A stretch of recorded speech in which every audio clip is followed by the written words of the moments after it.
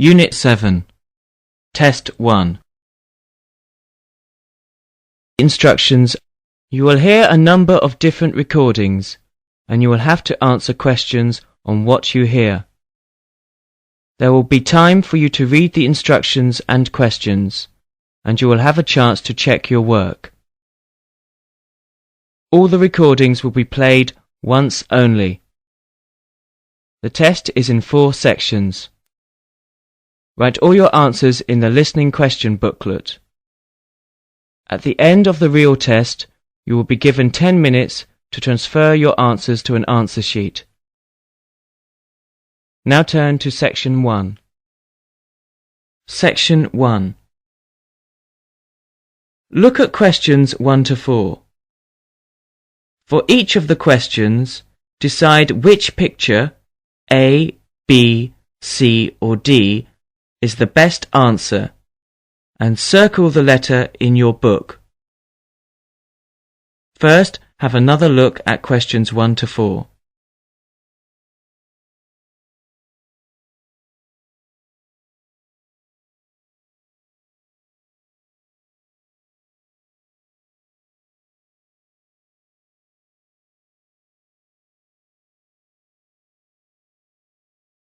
Now you will hear the recording. Listen carefully and circle the appropriate letter for each question. Hello, I am a new student here. Hello, what can I do for you? Can you tell me what the Student Union does? Well, we're part of the National Union of Students, who represent students' interests across the country. We provide services for all students at this college. What kind of services? There are advisors and welfare staff, entertainments, sports clubs, union societies, meetings, campaigns, and special interest groups. We offer everything from ballroom dancing to karate, jazz, and political debates. Sounds great. How can you help overseas students? As I've said, we have welfare officers who are used to the sort of problems overseas students may have. They know where to get advice on a particular situation, or basically give whatever help is asked for.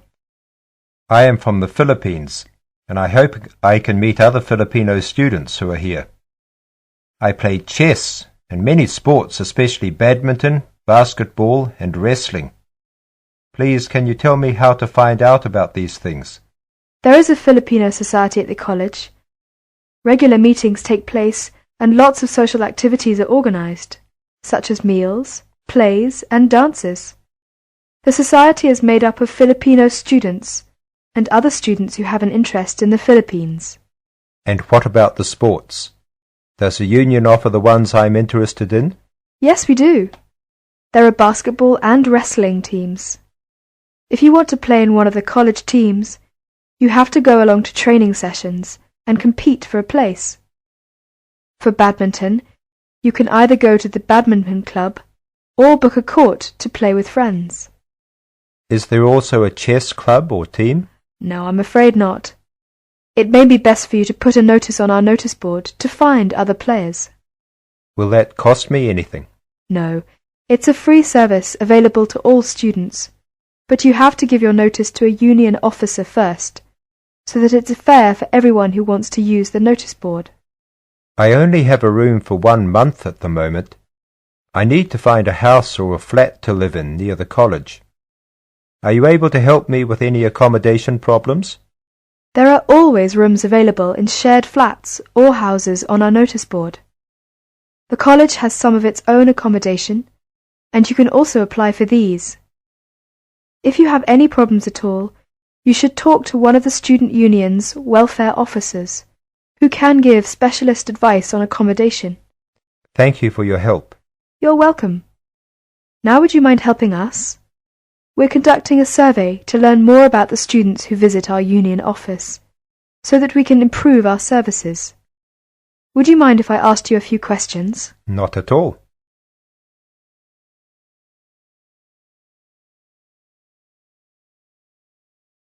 Now look at questions 5 to 10.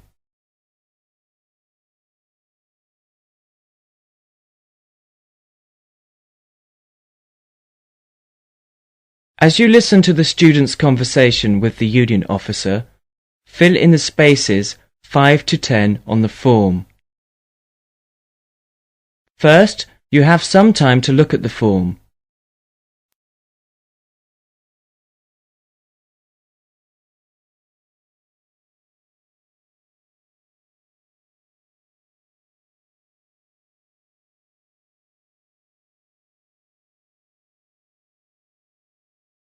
Now listen carefully and fill in gaps 5 to 10.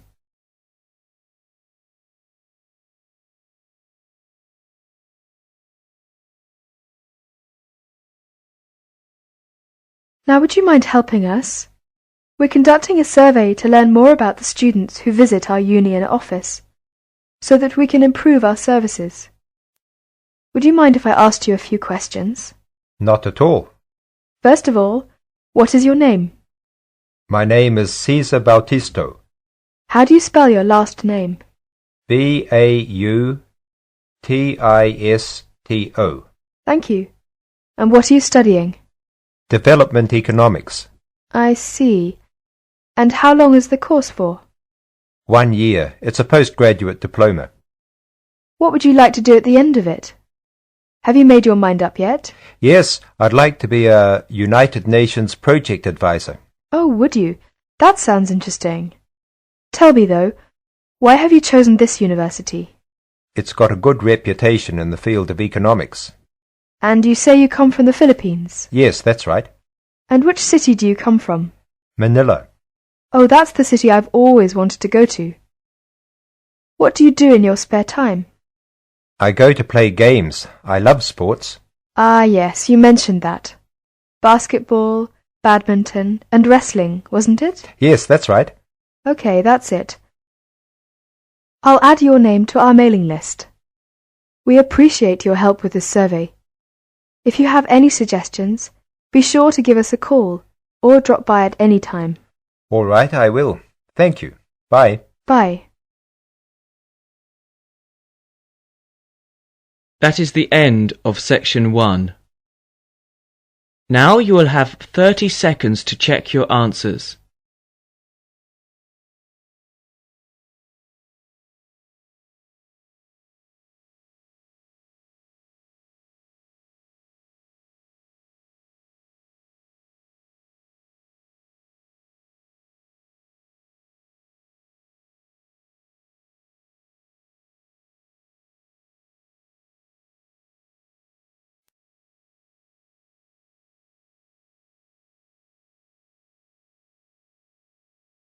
That's the end of section 1. Now turn to section 2. Section 2. The next day, Caesar goes to the welfare office. You will hear a conversation between Caesar and a welfare officer. As you listen, answer questions 11 to 20. First, you have some time to look at questions 11 to 20.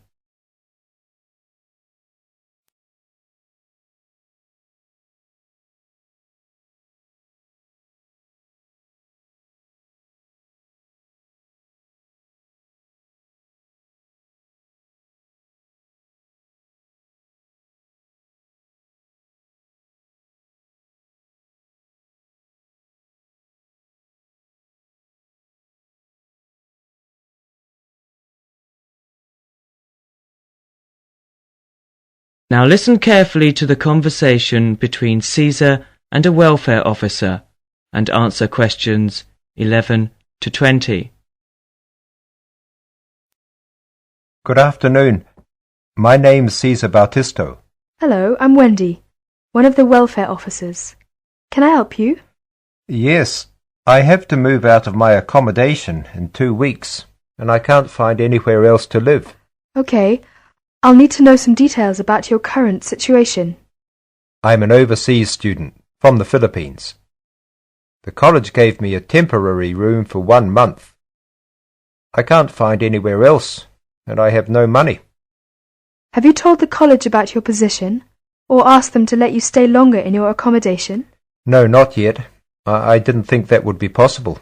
Well, we can contact the accommodation service on your behalf to see if they'll let you stay a little longer, until you can find an alternative. Thank you. But I'm not sure that I can find another place, as they all ask for money before moving in, and I don't have any. Yes, it is usual in this country for landlords to ask for up to a month's rent in advance. Don't you have any money at all? Hardly any. I'm waiting for my grant cheque to be sent from the Philippines at the moment. It should have been here for me to collect when I arrived in Britain, but it seems to have been lost. You can apply for emergency loan from the union if you want. The loan can be for up to £200, and we ask for a post-dated cheque for the same amount to be given to us, so that we can recover the money once you receive your grant cheque. That would be very good. I'll apply, but I'm still worried about how to find new accommodation. As I said earlier, we can ask the college to extend the time you're allowed to stay in your present accommodation. They may refuse, of course. Then what will happen? If the worst comes to the worst, the union may be able to provide some very short-term emergency accommodation. If you want me to, I'll contact one or two of the addresses on the notice board and arrange for you to visit them. But what if they ask me for the rent in advance? I only have £90 left, and I need that for food and books. It'll be all right. By the time they actually need the money, we'll have your emergency loan ready. Just fill in this application form and write me a cheque for £200, please, payable to the student union. Right, I'll do that. Thank you very much for your help. I'm feeling more optimistic now. That is the end of section 2. You will have 30 seconds to check your answers.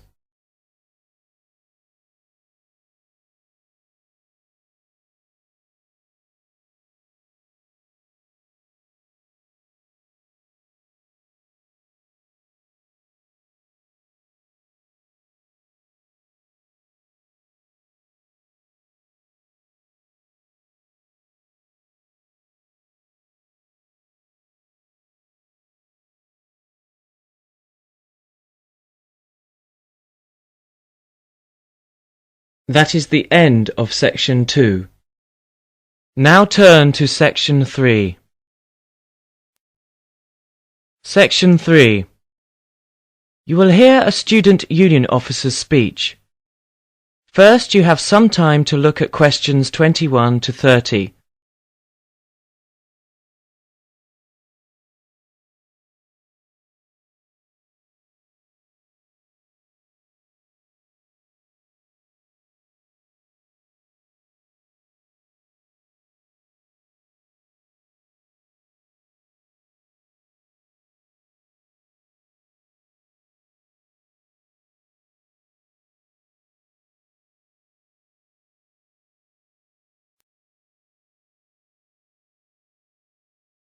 Now, as you listen, answer questions 21 to 30. Hi there. May I wish you a very warm welcome to Ealing College, and more especially to the Student Union. The Student Union is run by 4 sabbatical officers, of which I am one. As the president, I am charged with the overall day-to-day running of the union itself, according to established policies within the Constitution. We also have a brilliant staff team who'll help us, and you'll meet them when you have 5 minutes to drop in and see us. The last year has seen the Student Union grow from incorporating a bar and a few offices with a small shop into being a thriving concern, which controls, to its credit, 2 bars, a cafe bar or restaurant, a shop, a comprehensive welfare department, and numerous offices. All this has been achieved by sheer hard work and dedication on the part of last year's sabbatical team and staff, who overcame many obstacles and teething problems, but won through in the end. This year, our aims as a team will be to consolidate on what has already been achieved, and to secure the future of the Union. With the new post of Vice President, Social and Communications, our main emphasis will be on communications within the college, which has always proved a problem in the past, but one which we hope to improve upon this year. One way will be the regular publication of a student union magazine, so all you budding journalists, come on down. We are very aware that a lot of you have never had any contact with student unions before, and don't know what they are or what they can do for you. So basically, here's a quick rundown. If you have any problems at all, either when you start college or throughout your time here, don't hesitate to drop in the SU office in the North Building and see Pat, our office assistant. She will be able to help you with most of your day-to-day general inquiries, or if she can't, she will direct you to one of our staff who can. Myself and the other 3 vice presidents are here every day, and if you need to see us, just fix a time with Pat, and we'll be only too happy to help you. By the way, queries or problems can range from a late grant check, finding a place to live and academic matters, right through to the best places to eat, directions to the bar, or somebody blocking you in the car park. We'll give anything our best shot. Please remember, while you're at Ealing, that going to college is not just about education. Make sure you enjoy yourself as well, because believe me, time will fly once you're here. Ealing is a really good place to live, as there is lots to see and do. And don't forget, the metropolis of central London is only 20 minutes away by tube. Finally, the Student Union is an organisation run by students for students. So if there is anything you don't agree with, or you have any new ideas, please come along to the Union General Meetings and don't be afraid to speak up. Or you could give up a little of your time and stand for the Executive Committee, which is made up of students who help us out with lots of interesting things. I would like to take this opportunity to thank all the sabbaticals of the last 2 years who have worked so hard. My very special thanks goes to Winston, Martin and Peter and all the staff who not only did a great job but have been my good friends as well. Lots of luck and success for your year at Ealing. Work hard, but play hard as well. That is the end of section 3. Now you will have 30 seconds to check your answers.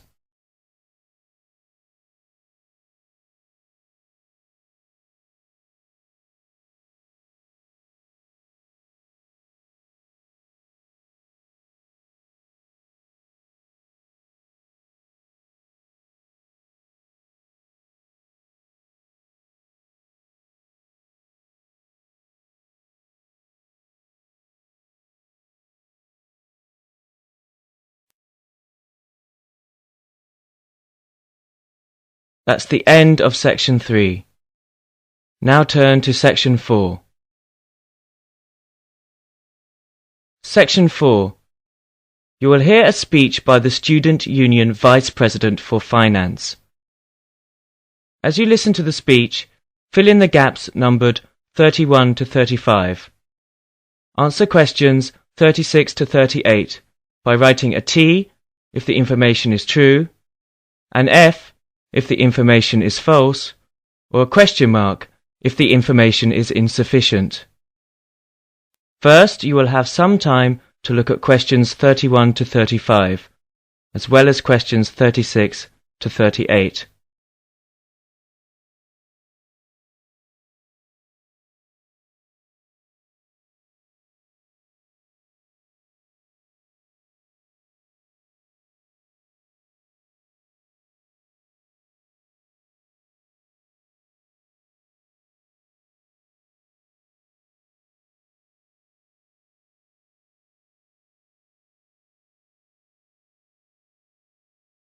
Now you will hear the speech.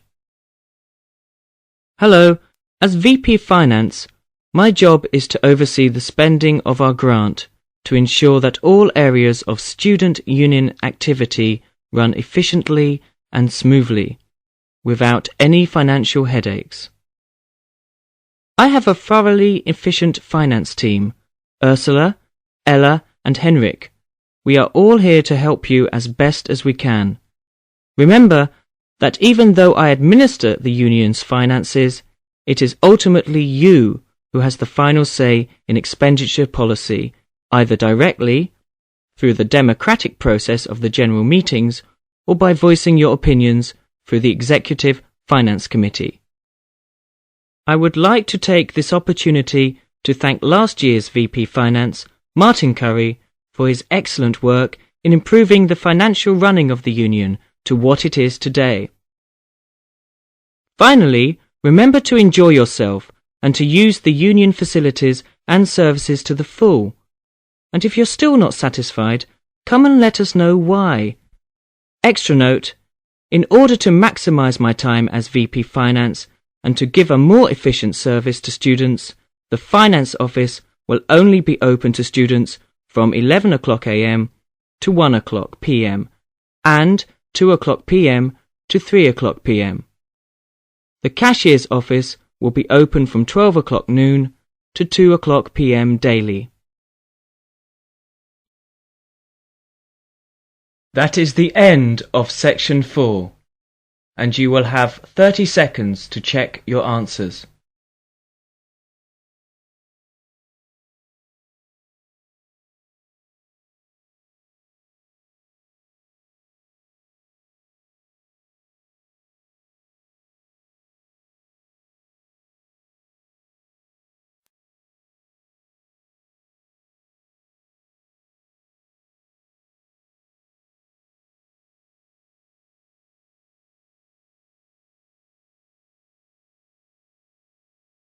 That is the end of section 4 and of the listening test.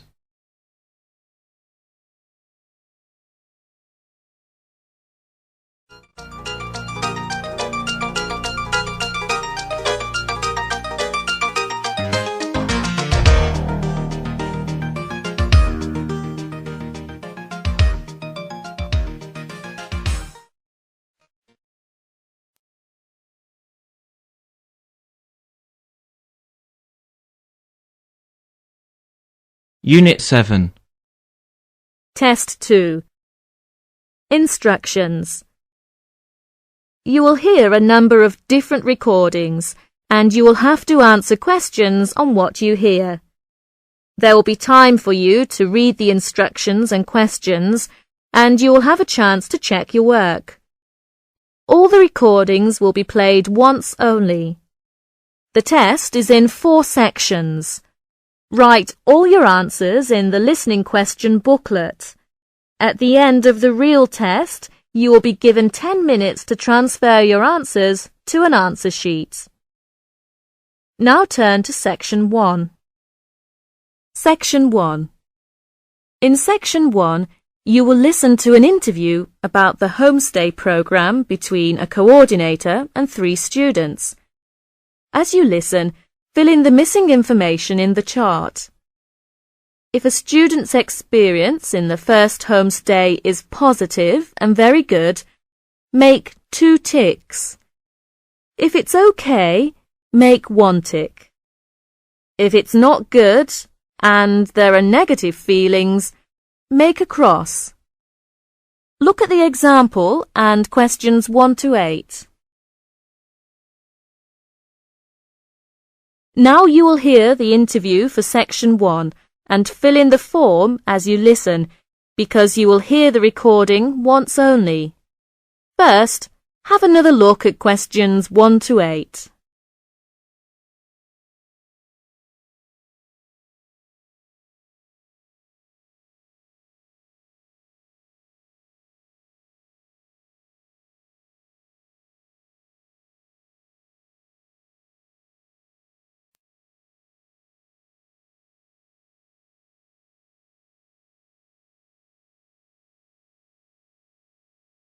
Now you will hear the interview. Listen carefully and fill in the form.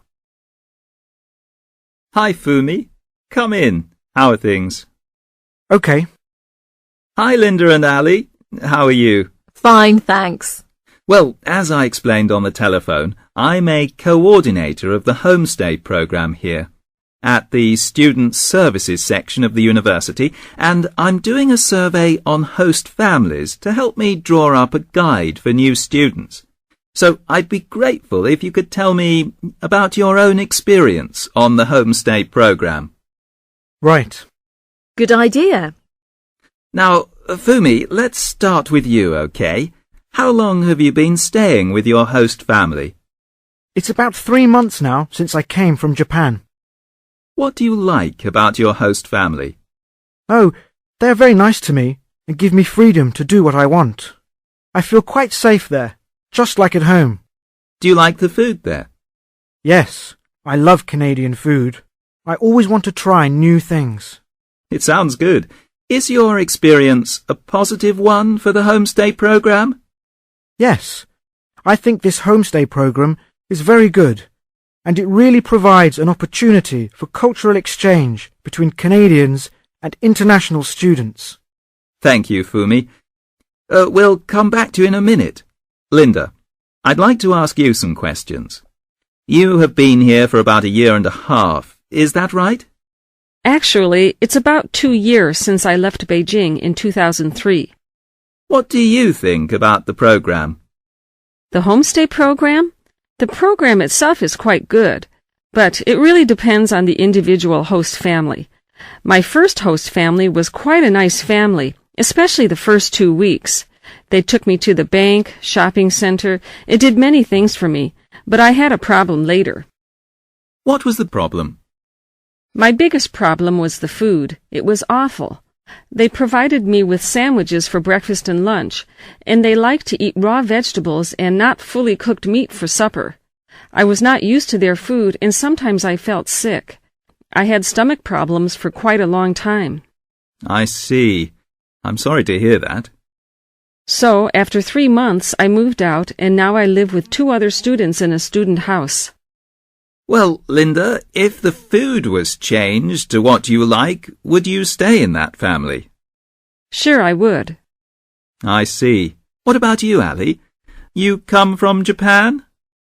No, I come from Korea. I'm sorry. Ali, how long have you been in Canada? About 8 months. Do you enjoy staying here? Yes, it's a nice place and a very good college. What do you think about the homestay program? I quite agree with Linda. The program is good. The host family is different, and if you're lucky, you may get a good one. But the first one I stayed with was really terrible. Ah, I'm sorry to hear that. Could you tell me a little more about it? Yes, my first host parents seemed very busy. They usually came back home at about 10 in the evening, so I would be hungry until they came back. Did they leave some food for you when they came back late? No, never. They didn't. They didn't allow me to cook in the kitchen, which was a house rule. That's odd. What about your room? Was it comfortable? No, it wasn't. I'd say it was awful. Their dogs often slept in my bed. I complained quite a bit about the dogs, but they weren't sorry that the dogs were in my room, because my room used to be their dog's room. I'm very sorry to hear that. Did you tell this to anyone in the office? Yes, I did. So I was moved out and changed to the host family where I stay now. Are you happy with the new host family now? Yes, I'm very happy now.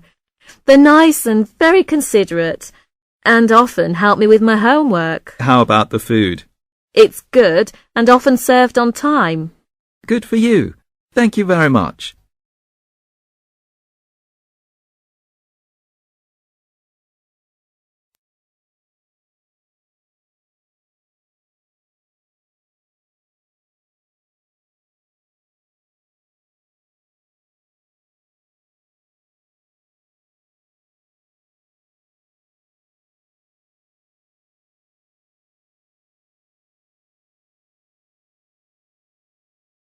That's the end of section 1. You will have 30 seconds to check your answers.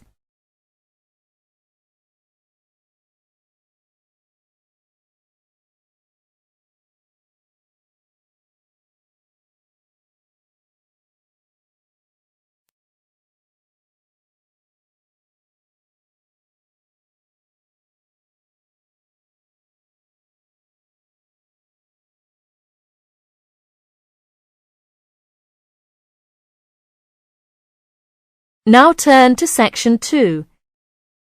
Section 2. In this section, you will hear a conversation between two students. As you listen to the conversation, fill in the gaps numbered 9 to 15 and answer questions 16 to 20 by writing a T if the information is true, an F if the information is false, and an N if the information is not given. First, look at questions 9 to 20.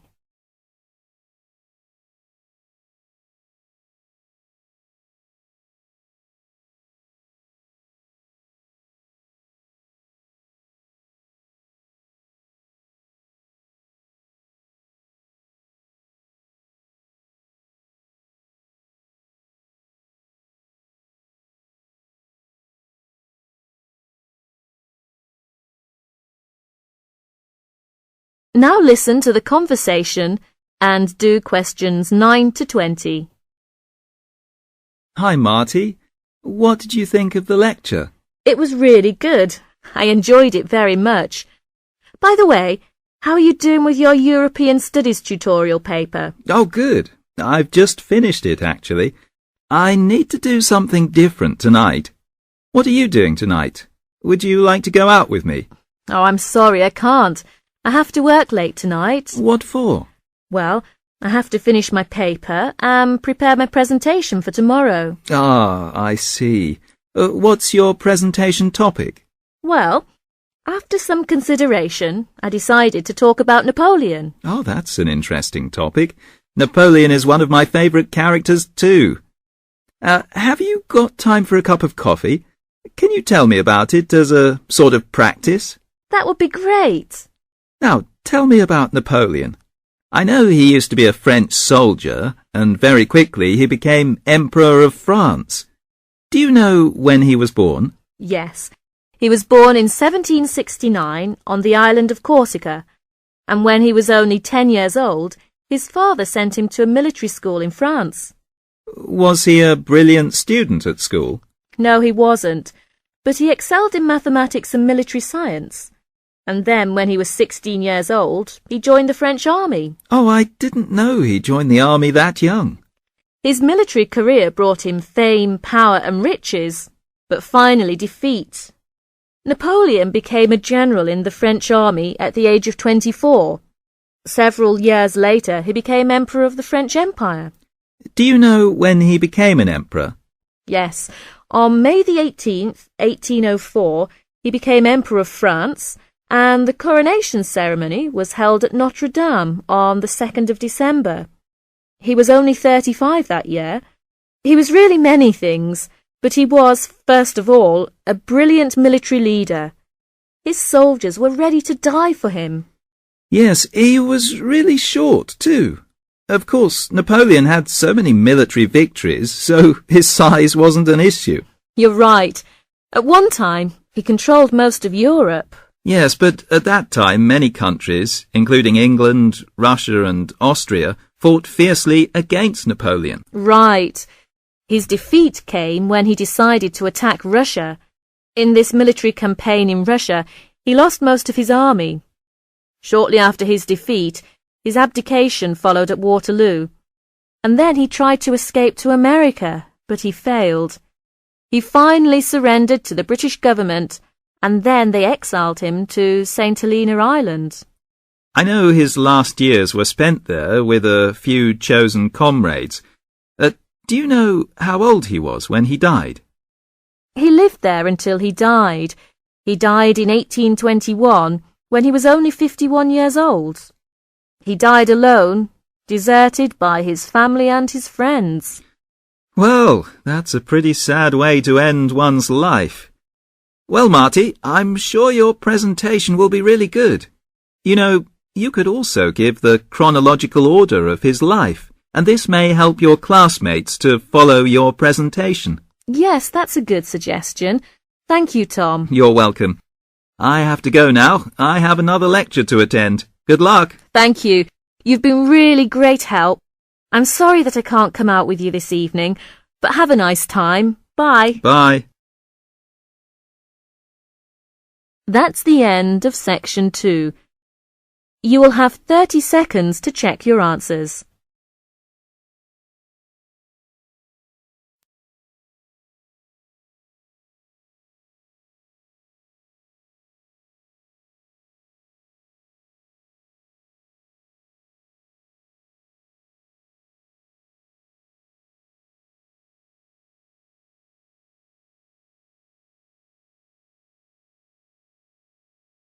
Now turn to section 3. Section 3. In section 3, you will hear a talk on ocean spills. As you listen to the talk, circle the appropriate letter for questions 21 to 23 and complete the statements numbered 24 to 30 by writing no more than 3 words in the spaces provided. First, you'll have some time to look at questions 21 to 30.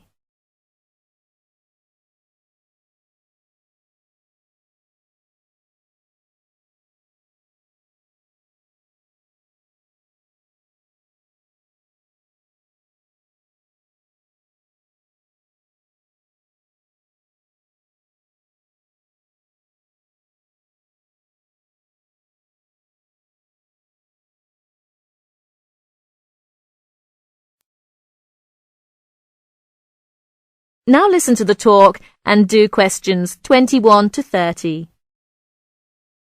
Good morning, everyone. Today, I'll talk about unusual ocean spills that have occurred in the world's oceans. In November of 1992, people at beaches in Canada and Alaska noticed something strange. Blue turtles, red beavers, green frogs, and yellow ducks came bobbing toward them. They soon found out where the strange creatures were coming from. A ship from Hong Kong was on its way to Tacoma, Washington, when it was hit by a severe storm in the middle of the Pacific Ocean.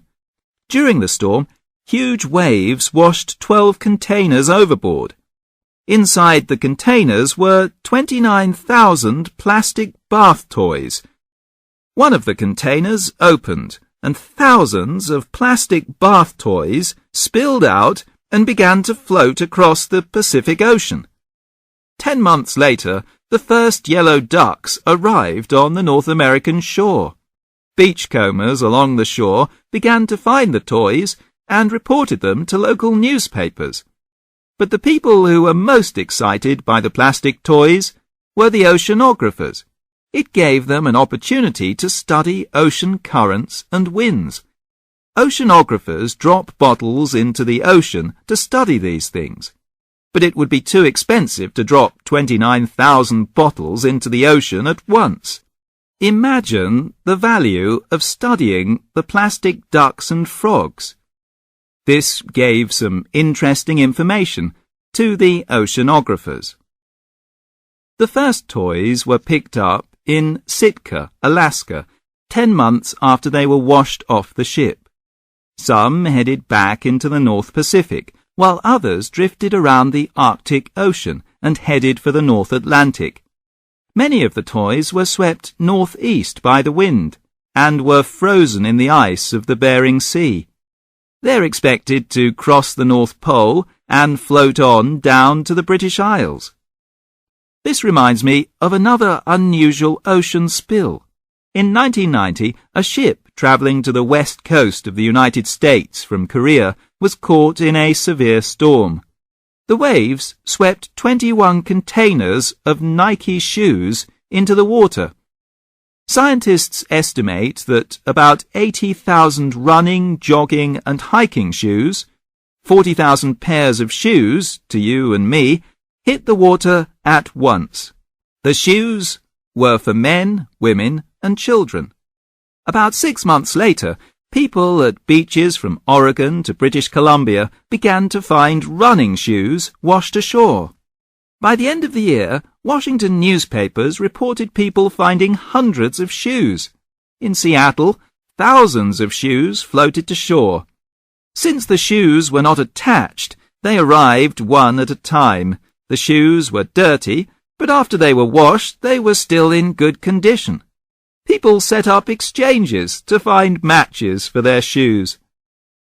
Oceanographers studied the information to learn more about the ocean.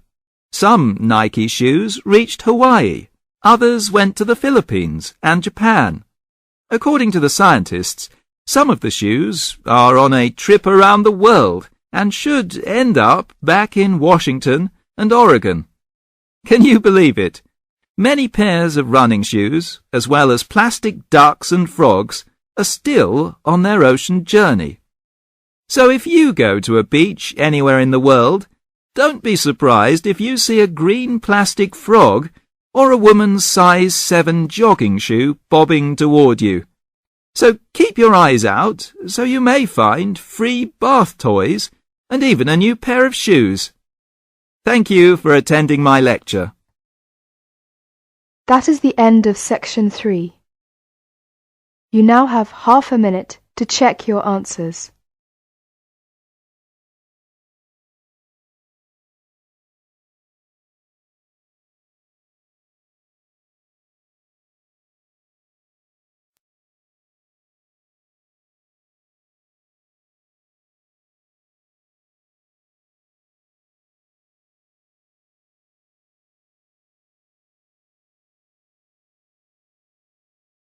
That is the end of section 3.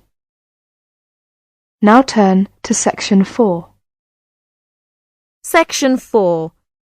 In this section, you will hear a talk about chocolate.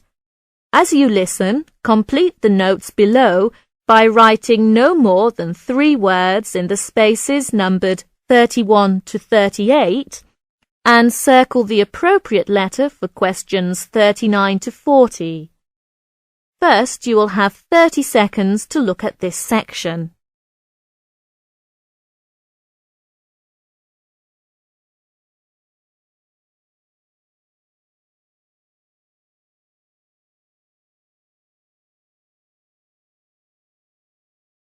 Now listen to the talk and do questions 31 to 40. Good morning, everyone. Today my talk is going to be about chocolate. I'm going to talk a little bit about the history of chocolate, but first I'm going to tell you a story about Julia Proctor. She eats her favourite food. She feels guilty.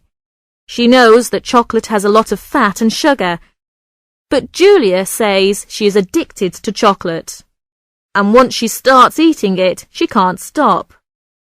Julia isn't the only one who is addicted to chocolate. It is a favourite food for people all over the world, and in a survey of 16 different countries, people preferred chocolate to ice cream, cakes and cookies. In the United States, chocolate is a $10 billion industry. For Valentine's Day, for example, people spend over $400 million on chocolate. The idea of eating chocolate didn't begin until the 19th century. Before that, people drank chocolate. The custom began in Central America, where the Aztecs drank bowls of chocolate to stay alert. When the liquid chocolate was brought to Spain in the 1500s, people thought it was medicine because it tasted bitter like other medicines. In fact, the people who made chocolate into drinks were either druggists or doctors. Then people discovered that mixing chocolate with sugar made a wonderful drink. King Ferdinand of Spain loved this drink so much that he put out an order. Anyone who talked about chocolate outside the court would be killed. So, for about 100 years, chocolate was a secret in Spain. But finally, people found out about chocolate, and it became a popular drink throughout Europe. In the 1800s, a British chocolate maker discovered a way to make chocolate smooth and velvety. Then the Swiss added milk to the chocolate. Today, most Americans prefer milk chocolate, while most Europeans prefer dark chocolate. Now research shows that chocolate is actually good for us because chocolate has a variety of vitamins and minerals, and it has more than 300 different chemicals. One chemical works on the part of the brain that feels pleasure. People who feel good when they eat chocolate are actually healthier because feeling pleasure is important for health and can protect against illness.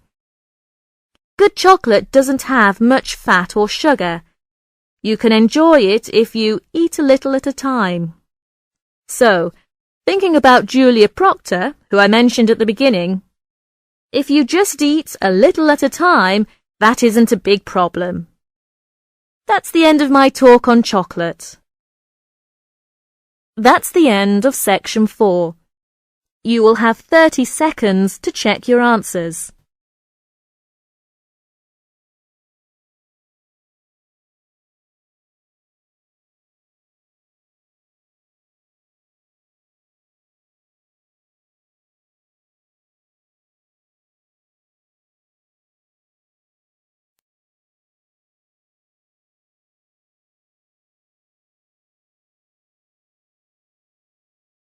That's the end of the listening test.